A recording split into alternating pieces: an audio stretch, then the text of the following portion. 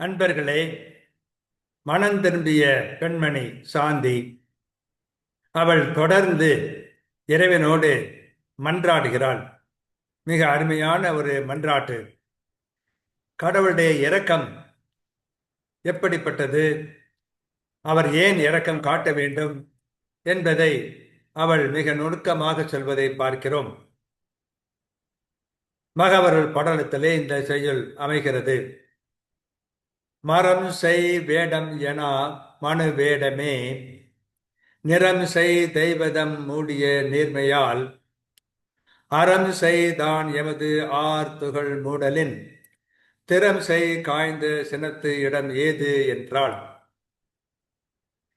பாவம் பொறுத்து வைத்த கோலம் என்றபடி ஒளி பொருந்திய தெய்வத்தன்மையை மனித வேடத்தால் மூடி வரைத்த தன்மையால் அறமே செய்த அவ்வாண்டவன் தானே எமது நிறைவான பாவங்களை எல்லாம் மூடி மறைத்து விடுதலால் வல்லமையோடு கொதித்து நின்ற உன் சினத்துக்கு இனி இடம் ஏது என்றும் அவள் வாதாடுகின்றாள். ஒளி பொருந்தியது தெய்வத்தன்மை, அதனை மானட இயல்பு மறைத்தது. அது பாவத்தின் கோலம். அறத்தின் ஊற்றாம் ஆண்டவன் என் பாவத்தை மூடினான். அதனால் இறைவா, நீர் சினம் கொள்ள இடம் ஏது என்று இறைவனோடு சாந்தி மனம் திரும்பிய பெண்மணி வாதாடுகின்றார்.